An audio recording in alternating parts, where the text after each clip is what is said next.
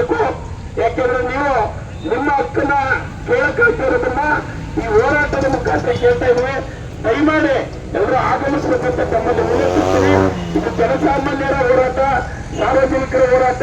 ಈ ಹೋರಾಟಕ್ಕೆ ಜನಬೆಂಬಲ ಅಗತ್ಯ ಇದೆ. ದಯಮಾಡಿ ಇಲ್ಲಿರ್ತಕ್ಕಂಥವ್ರು ದಯಮಾಡಿ ಭಾಗವಹಿಸಿ ಈ ಹೋರಾಟವನ್ನು ಯಶಸ್ವಿಗೊಳಿಸಬೇಕು. ಇಲ್ಲಿರ್ತಕ್ಕಂಥ ದೋಷವನ್ನ ಸರಿಪಡಿಸಬೇಕು. ಜನಸಾಮಾನ್ಯರಿಗೆ ಹೆರಿಗೆಯಲ್ಲಾಗ್ಬೋದು, ಓಪಿಡಿನಲ್ಲಾಗ್ಬೋದು, ಒಳರೋಗಿಯಾಗಿ ಆಗ್ಬೋದು, ಎಲ್ಲಾ ರೀತಿಯ ತೊಂದರೆಗಳನ್ನ ಸರಿಪಡಿಸಬೇಕು. ಔಷಧಿ ತೊಂದರೆಯಲ್ಲಾಗ್ಬೋದು, ಎಲ್ಲದಲ್ಲ ಎಲ್ಲಾ ರೀತಿಯ ಸಮಸ್ಯೆಗಳನ್ನು ಇವತ್ತಿನ ಪಟ್ಟಿ ಮಾಡಿ ಹೋರಾಟ ಮಾಡ್ಕೊಂಡಿದೆ. ಹಾಗಾಗಿ ಹೋರಾಟಕ್ಕೆ ಎಲ್ಲರೂ ಬೆಂಬಲಿಸಿ ಹೋರಾಟವನ್ನ ಗೆಲ್ಲುವ ನಿಟ್ಟಿನಲ್ಲಿ ನಾವೆಲ್ಲರೂ ಸಹಕಾರಿಯಾಗೋಣ. ಏನು ಕರ್ನಾಟಕ ರಾಜ್ಯ ರೈತ ಸಂಘದ 1500 ನೇತೃತ್ವದ ಹೋರಾಟವನ್ನ ನಿರಂತರವಾಗಿ ಗುರುಕ್ಕೆ ಜಿಲ್ಲಾಧಿಕಾರಿಗಳು, ಜಿಲ್ಲಾ ಉಸ್ತುವಾರಿ ಸಚಿವರು ಬೇಗ ಈ ಹೋರಾಟದ ಸಮಸ್ಯೆನ ಅರ್ಥ ಅದಕ್ಕೆ ತಕ್ಕಂತ ಯಾರಿದ್ದಾರೆ ಅವ್ರನ್ನ ಕರೆಸಿ ನ್ಯಾಯವನ್ನು ದೊರಕಿಸಿಕೊಡ್ಬೇಕು ಅಂತ ಈ ಮೂಲಕ ಅವರನ್ನು ಒತ್ತಾಯಿಸ್ತಾ ಇದ್ದಾರೆ. ನಮ್ಮ ಪಕ್ಷ ವೇದಿಕೆ ಅಧ್ಯಕ್ಷರಾದಂತಹ ವೀರಣ್ಣನವರಿಗೆ ಧನ್ಯವಾದಗಳು. ಈಗ ನಮ್ಮ ಖ್ಯಾತ ವಕೀಲರು ಮತ್ತೆ ಎಲ್ಲ ಸಂಘ ಸಂಸ್ಥೆಗಳಿಗೆ, ನಮ್ಮ ಲೀಗಲ್ ಟೀಮ್ಗೆ ಇರ್ತಕ್ಕಂಥವ್ರು ಮಂಡ್ಯ ತಾಲೂಕಿನಲ್ಲಿ ಅವರಿದ್ರೆ ಡಿ.ಕೆ. ವಿಶ್ವನಾಥರು ಅವರು ಈ ಒಂದು ಅಹೋರಾತ್ರಿ ದಣಿನ ಕುರಿತು ಎಲ್ಲರೂ ಮಾತನಾಡ್ತಾರೆ.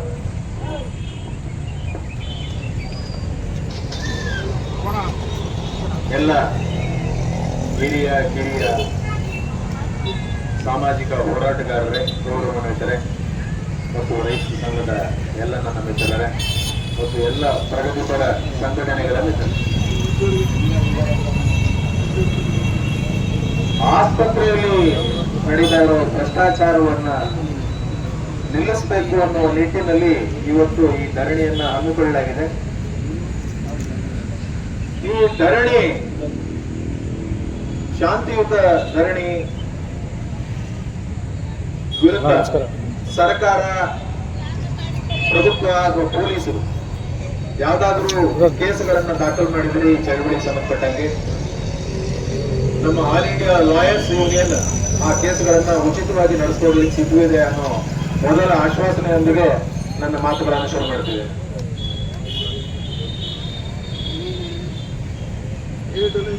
ಈ ದೇಶದಲ್ಲಿ ಭ್ರಷ್ಟಾಚಾರದ ಬಗ್ಗೆ ಮಾತಾಡೋದಕ್ಕೆ ಅಂತ ಹೊರಟಾಗ ನಾವು ನೆನಪಿಸ್ಕೊಳ್ಳೇಬೇಕಾದ ಒಂದು ವಿಚಾರ ಇದೆ. ಈ ದೇಶದಲ್ಲಿ ಗುಡಿ, ಮಸೀದಿ, ಚರ್ಚು ಮತ್ತು ಬೇರೆ ಬೇರೆ ಧರ್ಮದ ಬೇರೆ ಬೇರೆ ಮಂದಿರಗಳು, ಇವುಗಳಿಗೆ ಹೋಗುವ ಎಲ್ಲರಿಗೂ ಈ ದೇಶದ ಜನರಿಗೆ ಒಂದು ನಂಬಿಕೆ ಇದೆ. ನಾವು ಮಾಡಿದ ಪಾಪಗಳಿಗೆಲ್ಲ ಮಸೀದಿ, ಮಂದಿರ, ಚರ್ಚುಗಳಲ್ಲಿ ನಾವು ಕ್ಷಮೆ ಕೇಳ್ಬಿಟ್ರೆ ಮತ್ತೆ ವಾಪಸ್ ಹೊಸದಾಗಿ ಪಾಪಗಳನ್ನ ಶುರು ಮಾಡ್ಕೊಳ್ಬಹುದು ಅನ್ನೋ ನಂಬಿಕೆ ಇದೆ. ಯಾಕೆಂದ್ರೆ ಇಷ್ಟೆಲ್ಲ ದೇವರು ಧರ್ಮ ಅಂತ ಹೇಳಿ ಹೋಗಾಡೋ ಜನ ನಾವು, ದೇವರು ನಮ್ಮ ಪ್ರಾರ್ಥನೆಯನ್ನ ಕೇಳ್ಕೊಳ್ತಾನೆ ಅಂತೇಳಿ ನಾವಿಲ್ಲೆಲ್ಲ ಹೋಗಿ ಮಾಡ್ತೀವಿ ಪೂಜೆ ಪುನಸ್ಕಾರ ಎಲ್ಲವನ್ನು. ಆದ್ರೆ ನಾವು ಮಾಡೋ ಭ್ರಷ್ಟಾಚಾರನು ಕೂಡ ದೇವ್ರು ನೋಡ್ತಾನೆ ಅಂತ ಇವ್ರು ಯಾರು ನಂಬೋದಿಲ್ಲ. ವೈದ್ಯರು, ವಕೀಲರು, ಪತ್ರಕರ್ತರು, ಉಪಾಧ್ಯಾಯರು ಎಲ್ಲರ ಟೇಬಲ್ಗಳ ಮೇಲೆ ಸಮಾಜದ ಕೆಲಸದ ಜನರಿಗೆ ಮೂಲ ಆಧಾರವಾಗಿರೋದೇ ಸರ್ಕಾರಿ ಆಸ್ಪತ್ರೆ. ಈ ಸರ್ಕಾರಿ ಆಸ್ಪತ್ರೆಯಲ್ಲಿ ಆರೋಗ್ಯ ಸರಿ ಇಲ್ಲ ಅಂತ ಬರೋರನ್ನ ಸುಲಿಗೆ ಮಾಡೋದಾದ್ರೆ,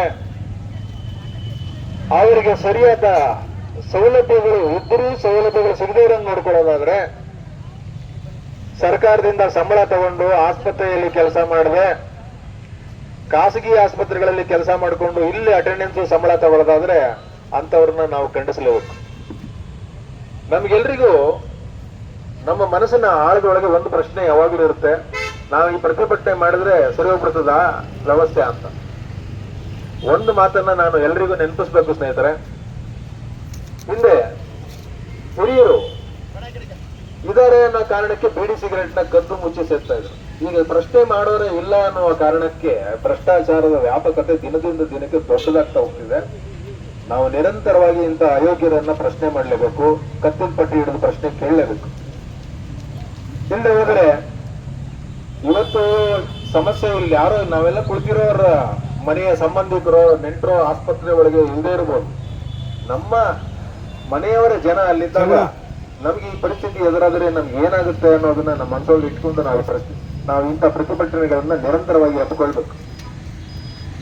ಮತ್ತೆ ಇಲ್ಲಿರೋ ನಮ್ಮ ಮಂಡ್ಯ ಜಿಲ್ಲೆಯ ಎಲ್ಲ ಸಾರ್ವಜನಿಕ ಸಂಘಟನೆಗಳು ಒಟ್ಟಾಗಿ ಇವತ್ತು ಪ್ರತಿಭಟನೆಯನ್ನ ಹಮ್ಮಿಕೊಂಡಿದೆ. ಈ ಪ್ರತಿಭಟನೆಯನ್ನ ಉದ್ಘಾಟನೆ ಮಾಡಿ ನಾನು ಇಲ್ಲಿಂದ ಹೊರಡೋದಕ್ಕೆ ನನಗೆ ನೀವೆಲ್ಲರೂ ಅನುಮತಿ ಕೊಡಬೇಕು ಅಂತ ಕೂಡ ಪ್ರಾರ್ಥನೆ. ಯಾಕೆಂತಂದ್ರೆ ಅಲ್ಲಿ ರೈಲ್ವೆ ಪೊಲೀಸರು ಕೂಡ ಯಾರೋ ಧರಣಿ ನಿರತರ ಮೇಲೆ ಕೇಸ್ ಹಾಕಿದ್ದಾರೆ. ನಾನು ಅಲ್ಲಿಗೆ ಹೋಗುವ ಅಗತ್ಯ ಇದೆ, ಅಲ್ಲಿ ಮುಗಿಸಿ ಕೋರ್ಟಿಗೆ ಹೋಗ್ಬೇಕು. ಹಾಗಾಗಿ ನೀವು ನನಗೆ ಅನುಮತಿ ಕೊಡ್ತೀರಿ ಅಂತ ಹೇಳಿ ನಾನು ನಿಮ್ಮೆಲ್ಲರಿಗೂ ಕೇಳ್ಕೊಳ್ತೀನಿ. ಮತ್ತೆ ಇಲ್ಲಿ ಮೊದಲನೇ ಬೇಡಿಕೆ ಬಗ್ಗೆ ಜಯರಾಮ್ ಮಾತಾಡ್ತಾ ಇದ್ರು. ಅಧಿಕೃತವಾಗಿ ನಿಗದಿಪಡಿಸಿದ ಜಮೀನನ್ನ ಯಾರೋ ಒತ್ತುವರಿ ಮಾಡಿಕೊಂಡಿದ್ದಾರೆ, ಆಸ್ಪತ್ರೆಗೆ ಕೊಟ್ಬಿಟ್ಟು. ಅಲ್ಲ ರಾಯಲ್ ಮಾತಾಡಿ, ನೀವು ಆ ಸಬ್ಜೆಕ್ಟ್ ಬೇಡ, ಮಾತಾಡಿ. ಸ್ನೇಹಿತರೆ, ಸರ್ಕಾರ ಆಸ್ಪತ್ರೆಯನ್ನು ವಿಸ್ತರಿಸೋದಕ್ಕೆ, ಕಾಲೇಜನ್ನು ವಿಸ್ತರಿಸೋದಕ್ಕೆ ಈಗಾಗಲೇ ಯಾರು ದೊಡ್ಡ ದೊಡ್ಡ ಕುಳಗಳು ಯಾರು ಆಕ್ರಮಿಸ್ಕೊಂಡಿದ್ದಾರೆ ಜಾಗವನ್ನು ಅವರನ್ನೂ ಸೇರಿಸಿ, ಮತ್ತು ಬಡವರು ಯಾರಾದರೂ ಇದ್ದರೆ ಅವರಿಗೆ ಸಮಾನಾಂತರವಾದ ವ್ಯವಸ್ಥೆಯನ್ನು ಕ್ಷೇಮಕರವಾಗಿ ಮಾಡಿಕೊಟ್ಟು ಆಮೇಲೆ ತೆರವಿಗೆ ಮುಂದಾಗಬೇಕು. ಮತ್ತು ಪ್ರಬಲರ ತೆರವನ್ನು ಮೊದಲು ಶುರು ಮಾಡಬೇಕು, ಆಮೇಲಷ್ಟೇ ಮಿಕ್ಕವ್ರ ಬಗ್ಗೆ ಮಾತಾಡಬೇಕು ಅನ್ನೋದು ನನ್ನ ವಿನಂತಿ ಸರ್ಕಾರಕ್ಕೆ. ಸರಿ sir, thank you sir. Mandya medical college ಆವರಣದಲ್ಲಿ ಇವತ್ತು ಕರ್ನಾಟಕ ರಾಜ್ಯ ರೈತ ಸಂಘ ಎಲ್ಲ ಪ್ರಗತಿಪರ ಸಂಘಟನೆಗಳು ಜಿಲ್ಲಾ ಆಸ್ಪತ್ರೆ ಮತ್ತು ವಿಮ್ಸ್ ಆಸ್ಪತ್ರೆಯಲ್ಲಿರ್ತಕ್ಕಂಥ ಕರ್ಮಕಾಂಡಗಳ ಹೋರಾಟವನ್ನು ಹಮ್ಮಿಕೊಂಡಿದ್ದೇವೆ. ದಯಮಾಡಿ ಜಿಲ್ಲಾ ಆಸ್ಪತ್ರೆಗೆ ಬರ್ತಕ್ಕಂಥ ಎಲ್ಲ ರೋಗಿಗಳು ಬಡಬಗ್ಗರೆ, ದಯಮಾಡಿ ಇಲ್ಲಿರ್ತಕ್ಕಂಥ ವೈದ್ಯರು, ಅಲ್ಲಿರ್ತಕ್ಕಂಥ ಸಿಬ್ಬಂದಿ ವರ್ಗದವರು ಎಲ್ಲರೂ ಕೂಡ ಜನರ ಜೊತೆ ಸಾಮಾನ್ಯರಾಗಿ ಬೆರಿಬೇಕು. ಯಾಕೆಂದರೆ ಜನರ ತೆರಿಗೆ ಹಣದಿಂದ ನಿಮಗೆ ಸಂಬಳವನ್ನು ಕೊಡ್ತಕ್ಕಂಥದ್ದು, ನಮ್ಮ ತೆರಿಗೆ ಹಣದಿಂದ ನಿಮಗೆ ಸಂಬಳವನ್ನು ಕೊಡ್ತಾ ಇದ್ದೀವಿ. ದಯಮಾಡಿ ನೀವೆಲ್ಲರೂ ಜನರ ಜೊತೆ ಬೆರೆತು ರೋಗಿಗಳ ಜೊತೆ ನೀವು ಅನ್ಯೂನ್ಯವಾಗಿ ರೋಗವನ್ನು ವಾಸಿ ಮಾಡಬೇಕಾದಂಥ ಪರಿಸ್ಥಿತಿ ಇವತ್ತು ನಿಮ್ಮ ಮೇಲೆ ಜವಾಬ್ದಾರಿಯಾಗಿದೆ. ಆದರೆ ನೀವು ಅವೆಲ್ಲವನ್ನು ಲೆಕ್ಕಿಸ್ತೇನೆ ಬರೀ ಭ್ರಷ್ಟಾಚಾರಕ್ಕೆ ಹೆಚ್ಚು ಒತ್ತು ಕೊಟ್ಟು ಜನಸಾಮಾನ್ಯರಿಗೆ ಕೆಲಸವನ್ನು ಮಾಡುವಂಥದ್ದನ್ನ ಕಡಿಮೆ ಮಾಡಿದಿರಿ. ಹೇಗೆ ವೈದ್ಯರುಗಳು ಇಲ್ಲಿಂದ ಖಾಸಗಿಯಾಗಿ ಪ್ರಾಕ್ಟೀಸ್ ಮಾಡ್ತಾ ಇದ್ದಾರೋ ಅಂಥವ್ರ ಮೇಲೂ ಶಿಸ್ತು ಕ್ರಮವನ್ನು ಮಾಡಬೇಕು. ಇಲ್ಲಿ ಇರ್ತಕ್ಕಂಥ ಎಲ್ಲ ಅವ್ಯವಹಾರ ಭ್ರಷ್ಟಾಚಾರದ ಮೇಲೆ ಶೀಘ್ರವಾಗಿ ಸರ್ಕಾರ ತನಿಖೆ ನಡೆಸಿ ತಪ್ಪಿತಸ್ಥರು ಯಾರೇ ಇರಲಿ ಅವ್ರ ಮೇಲೆ ಕಾನೂನು ಕ್ರಮವನ್ನು ತಗೋಬೇಕು. ಜಿಲ್ಲಾಸ್ಪತ್ರೆಗೆ ಸೇರಿರ್ತಕ್ಕಂಥ 19 ಎಕರೆ ಜಮೀನನ್ನು ಈ ಕೂಡಲೇ ಸ್ವಾಧೀನಪಡಿಸ್ಕೊಂಡು ಇಲ್ಲಿ ಇರ್ತಕ್ಕಂಥ ಸೂಪರ್ ಸ್ಪೆಷಾಲಿಟಿ ಆಸ್ಪತ್ರೆ, ಇನ್ನಿತರ ಹಲವಾರು ಇಲ್ಲಿ ಹಾಸ್ಪಿಟ್ಲ್ಗಳು ಬೇಕಾಗಿದೆ. ಈ ಜಿಲ್ಲೆ ಜನತೆಗೆ ಸಾಕಷ್ಟು ಆಸ್ಪತ್ರೆಯ ಕೊರತೆ ಎದ್ದು ಕಾಣ್ತಾ ಇದೆ. ಹಾಗಾಗಿ ಅವೆಲ್ಲವನ್ನು ಸರಿಪಡಿಸುವ ನಿಟ್ಟಿನಲ್ಲಿ ಕಾರ್ಯಪ್ರವೃತ್ತರಾಗಬೇಕು ಅಂತೇಳಿ ಸರ್ಕಾರ ಮತ್ತು ಜಿಲ್ಲಾಡಳಿತಕ್ಕೆ ಒತ್ತಾಯ ಮಾಡ್ತಾ ಇದ್ದೇವೆ. ಈ ಹೋರಾಟ ನಿರಂತರವಾಗಿರ್ತದೆ. ದಯಮಾಡಿ ಏನು ಸರ್ಕಾರ ಜಿಲ್ಲಾಡಳಿತ ಈ ಕೂಡಲೇ ಇವೆಲ್ಲ ಸಮಸ್ಯೆಗಳನ್ನ ಪರಿಹರಿಸಿ ಜನಸಾಮಾನ್ಯರಿಗೆ ಈ ಹಾಸ್ಪಿಟ್ಲೆಯ ಅವ್ಯವಸ್ಥೆಯನ್ನು ತೋರಿಸಿ ಈ ಸರಿಪಡಿಸ್ತಿದ್ದರೆ ಉಗ್ರವಾದ ಹೋರಾಟ ಮತ್ತೆ ರೂಪಿಸಬೇಕಾಗುತ್ತೆ ಅಂತ ಈ ಮೂಲಕ ಎಚ್ಚರಿಕೆಯನ್ನು ನೀಡ್ತಾ ಇದ್ದಾರೆ. ಈಗ ನೀವು ಕರ್ನಾಟಕ ರಾಜ್ಯ ರೈತ ಸಂಘ ಅಂತ ಹಾಕೊಂಡಿದ್ದೀರಿ, ಬಟ್ ಇರ್ತಕ್ಕಂಥ ಪ್ರಗತಿಪರ ಸಂಘಟನೆಗಳು ಹೌದು, ರೈತ ಸಂಘದ ಮುಖಂಡರು ಯಾರೂ ಬಂದಿಲ್ಲ. ಇದ್ರ ಬಗ್ಗೆ ಇದ್ದಾರೆ, ನಮ್ಮ ತಾಲೂಕು ಅಧ್ಯಕ್ಷರು ಅಣ್ಣಯ್ಯರು ಇದ್ದಾರೆ, ಹಾಗಾಗಿ ಅವರು ಬರ್ತಾರೆ ಸರ್. ಅವರು ಚಾಮರಾಜನಗರದವರು ಪಾದಯಾತ್ರೆ ಹೋಗ್ತಾ ಇರೋದ್ರಿಂದ ಕೆರೆ ನೀರು ತುಂಬಿಸೋಕ್ಕೋಸ್ಕರ ಅವರೆಲ್ಲ ಬೆಂಗಳೂರು ಹೋಗೋರೆ. ಇದು ಡೇಟ್ ಅನೌನ್ಸ್ ಆಗಿರೋದ್ರಿಂದ ತಾತ್ಕಾಲಿಕವಾಗಿ ನಾವು ಮಾಡ್ತಾ ಇದ್ದೀವಿ. ಬರ್ತಾರೆ ಅವ್ರಿಗೆ ಸಂಘಟನೆ ಹಲವಾರು ಕೆಲಸಗಳಿರೋದ್ರಿಂದ ಎಲ್ಲರೂ ಪಾಲ್ಗೊಳ್ತಾರೆ. ಯಾರು ಬರ್ತಾರೆ ಸರ್? ಕೆಂಪೇಗೌಡರು, ರಾಜ್ಯ ಮಟ್ಟದಿಂದ ಯಾರು ರೈತ ಸಂಘದ ಮುಖಂಡರು, ನಾಗೇನವರು ಬರ್ತಾರೆ. ಈಗ ಕರ್ನಾಟಕ ರಾಜ್ಯ ರೈತ ಸಂಘ ಮಂಡ್ಯ ತಾಲೂಕು ಮಂಡ್ಯ ಇವರು ಮಂಡ್ಯ ಜಿಲ್ಲೆಯ ಸರ್ವೋದಯ ಸಮಿತಿ ಸಾರ್ವಜನಿಕ ಬಂಧುಗಳಂತ ಒಂದು ಏನೋ ಅಹೋರಾತ್ರಿ ಧರಣಿ ಅಂತ 2ನೇ ತಾರೀಕು ಸೋಮವಾರ ಹಮ್ಮಿಕೊಂಡಿದ್ದಾರೆ. ಅವರು 20 ಬೇಡಿಕೆಗಳನ್ನು ಇಟ್ಟಿದ್ದಾರೆ. ಅದರಲ್ಲಿ ಜಿಲ್ಲಾ ಆಸ್ಪತ್ರೆಗೆ ಅಧಿಕೃತವಾಗಿ ನಿಗದಿಪಡಿಸಿದ ಜಮೀನನ್ನು ಒತ್ತುವರಿದಾರರು ಅಕ್ರಮವಾಗಿ ಒತ್ತು ಮಾಡಿಕೊಂಡಿರೋದನ್ನು ತೆರವುಗೊಳಿಸುವುದು. ಇದು ಈಗಾಗಲೇ ನ್ಯಾಯಾಲಯ ಹಂತದಲ್ಲಿದೆ. ಇದರ ಬಗ್ಗೆ ನಾವು ಸೂಕ್ತ ಕ್ರಮ ಕೈಗೊಂಡಿದ್ದೀವಿ. ನ್ಯಾಯಾಲಯದಲ್ಲಿ ವಿಚಾರಣೆ ನಡೀತಾ ಇದೆ. ಅದು ಯಾವಾಗ ನ್ಯಾಯಾಲಯದಿಂದ ಆದೇಶ ಬರುತ್ತೆ ಆವಾಗ ನಾವು ಅದನ್ನು ಅನುಷ್ಠಾನಗೊಳಿಸ್ತೀವಿ. ಕ್ಯಾನ್ಸರ್ ಆಸ್ಪತ್ರೆ ಕಟ್ಟಿ 10 ವರ್ಷ ಕಳೆದಿದ್ದರೂ ಕಾರ್ಯ ಮಾಡಿರೋ ಬಗ್ಗೆ, ಕ್ಯಾನ್ಸರ್ ಆಸ್ಪತ್ರೆ ಕಟ್ಟಿದ್ದಾರೆ, ಅದಕ್ಕೆ ಸಾಕಷ್ಟು ಕೆಲವು ಕೆಲಸಗಳಿದ್ವು, ಅವೆಲ್ಲ ಕಂಪ್ಲೀಟ್ ಮಾಡಿ ಈಗ ನಾವು ಬಿಲ್ಡಿಂಗ್ ಹ್ಯಾಂಡ್ ಓವರ್ ತೊಗೊಂಡಿವಿ. ಅದಕ್ಕೆ ಇಕ್ವಿಪ್ಮೆಂಟ್ಸ್ ಅಳವಡಿಕೆ ನಡೀತಾ ಇದೆ. ಬಂಕರ್ ಕನ್ಸ್ಟ್ರಕ್ಷನ್ನು ನಡೀತಾ ಇದೆ. ಇನ್ನೇನು ಎಲ್ಲ ಇಕ್ವಿಪ್ಮೆಂಟ್ ಹಾಕಿದ ಮೇಲೆ ನಾವು ಕೆಲವೇ 2-3 ತಿಂಗಳಲ್ಲಿ ನಾವು ಅದನ್ನು ಶುರು ಮಾಡ್ತೀವಿ ಅಂತ ಹೇಳಿದ್ದೀವಿ. ಯಾಕಂದರೆ ಅದಕ್ಕೆ ನಮಗೆ ಒಂದು ಕೇಬಲ್ ಬರಬೇಕು, ಕರೆಂಟು ಟ್ರಾನ್ಸ್ಫಾರ್ಮರ್ ಹಾಕಿದ್ದೀವಿ, ಕೇಬಲ್ ಅನ್ಇಂಟರಪ್ಟೆಡ್ ಪವರ್ ಸಪ್ಲೈ, ಯಾಕಂದರೆ ಅದಕ್ಕೆ ಜಾಸ್ತಿ ವಿದ್ಯುತ್ ಬೇಕಾಗುತ್ತೆ. ಅದಕ್ಕೋಸ್ಕರ ನಾವು ಮನವಿ ಮಾಡಿದ್ದೀವಿ. ಚೆಸ್ಕಾಮಲ್ಲಿದೆ ಫೈಲು, ಅದು ಕ್ಲಿಯರ್ ಆದ ತಕ್ಷಣ ನಾವು ಅದನ್ನು ಇದು ಮಾಡೋಕ್ಕೆ ಮಾಡ್ತಿದ್ದೀವಿ. ಈಗ ವೈದ್ಯರ ಸೇವೆ ಸಕಾಲದಲ್ಲಿ ಆಸ್ಪತ್ರೆ ಲಭ್ಯ ಇರೋದಿಲ್ಲ ಅಂತ ಹೇಳ್ತಾರೆ. ಎಲ್ಲ ವೈದ್ಯರುಗಳು ಆಸ್ಪತ್ರೆಯಲ್ಲಿ ಲಭ್ಯ ಇರ್ತಾರೆ, ಅವರ ಕೆಲಸಕ್ಕೆ ಅನುಗುಣವಾಗಿ ಅವ್ರು ಕೆಲಸ ಮಾಡ್ತಾಯಿದ್ದಾರೆ.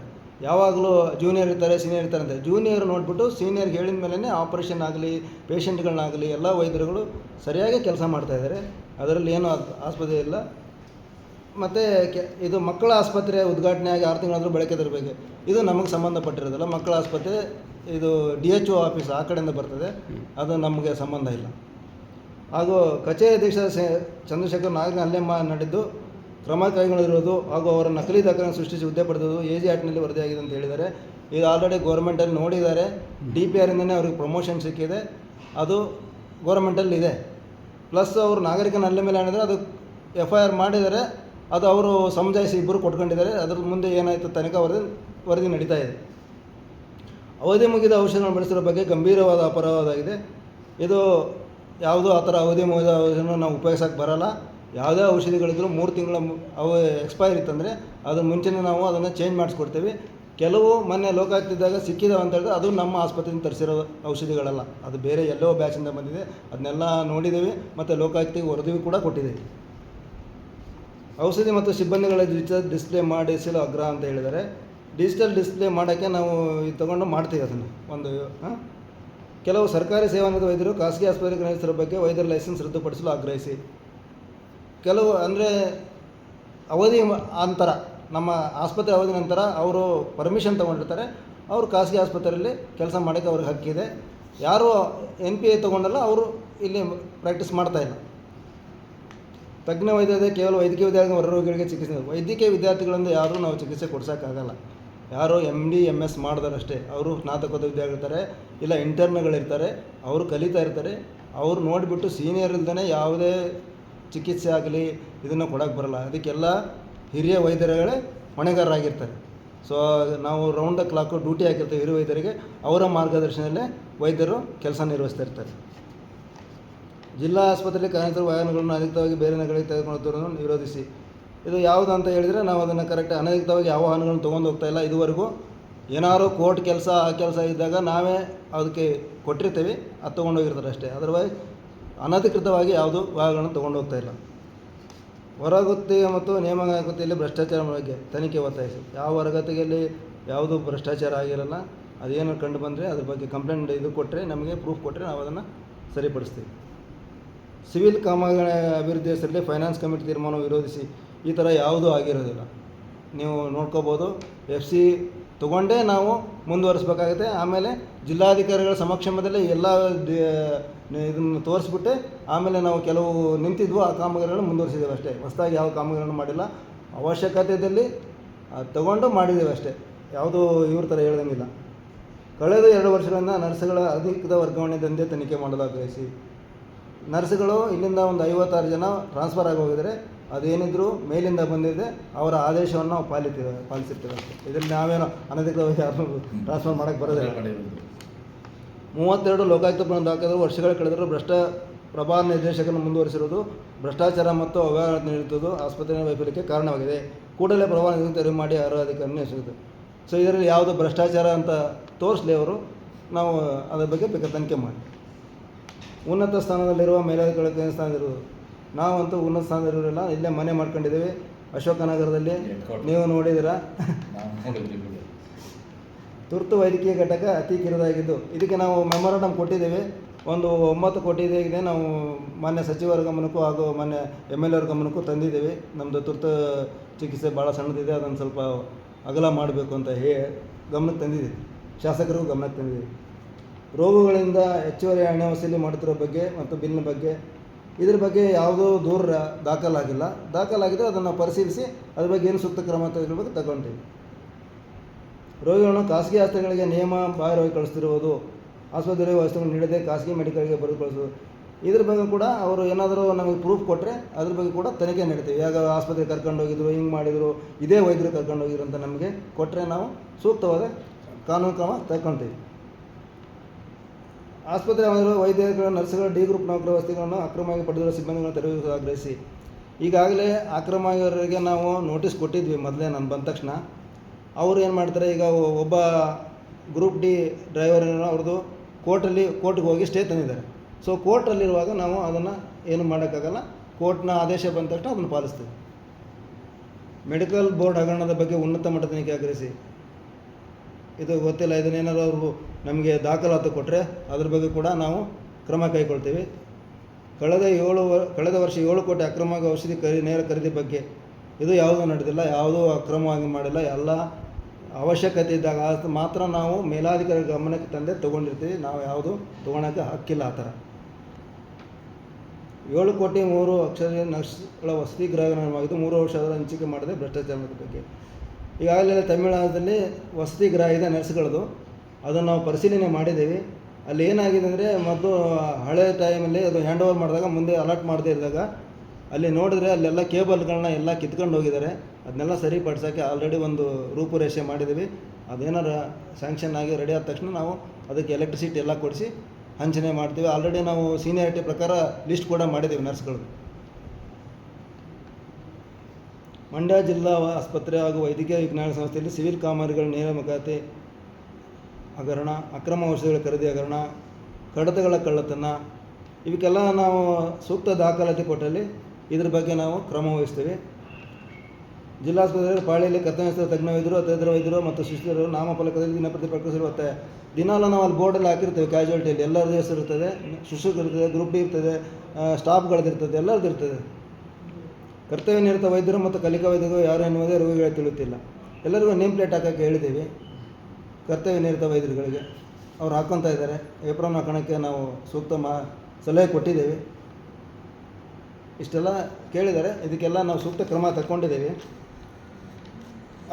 ಪೂರ್ವಕವಾಗಿ ಯಾರ್ದೋ ಮಾತು ಕೇಳ್ಕೊಂಡು ಈ ಥರ ಮಾಡ್ತಾಯಿದ್ದಾರೆ ಅಂತ ಹೇಳ್ಬೋದು ಅಷ್ಟೇ. ಬೇಕಾದ್ರೆ ನನ್ನ ಹತ್ರ ಬಂದು ಇದರ ಡಿಸ್ಕಷನ್ ಮಾಡಿ ಇದ್ರ ಫೈಲ್ಗಳು ನೋಡ್ಕೊಂಡು ಹೋಗ್ಬೋದು ಅವ್ರು ಬೇಕಾದರೆ, ಅವ್ರಿಗೆ ಅನುಮಾನ ಇದ್ದರೆ. ಈಗ ಇಷ್ಟೊಂದು ನೀವೇನು ಇದ್ರ ಬಗ್ಗೆ ಮಾತಾಡಿದ್ದೀರಿ, ಇದ್ರ ಬಗ್ಗೆ ಅವರೇನಾರು ಯಾರು ಸಂಘಟನೆ ಏನು ಪ್ರತಿಭಟನೆ ಮಾಡ್ತಾ ಇದ್ದಾರೆ, ಅವರೇನಾರು ಬಂದರು ನಿಮ್ಮ ಹತ್ರ ಚೇಂಬರ್ ಕೂತ್ಕೊಂಡು ಇದ್ರ ಬಗ್ಗೆ ಪೂರ್ಣ ದಾಖಲಾತಿಗಳನ್ನ ಕೇಳಿದ್ರೆ, ಮಾಹಿತಿಗಳನ್ನ ಕೇಳಿದ್ರೆ ನೀವು ಕೊಡೋಕೆ ರೆಡಿ ಇದ್ದೀರಾ? ಹೌದು, ಕೊಡೋಕೆ ರೆಡಿ ಇದ್ದೀರಿ. ಸೊ ಈಗ ಆ ಪ್ರತಿಭಟನೆ ಬಗ್ಗೆ ತಮ್ಮ ಅನಿಸಿಕೆ ಈಗ ಏನು ಹೇಳ್ತೀರಿ ಸರ್?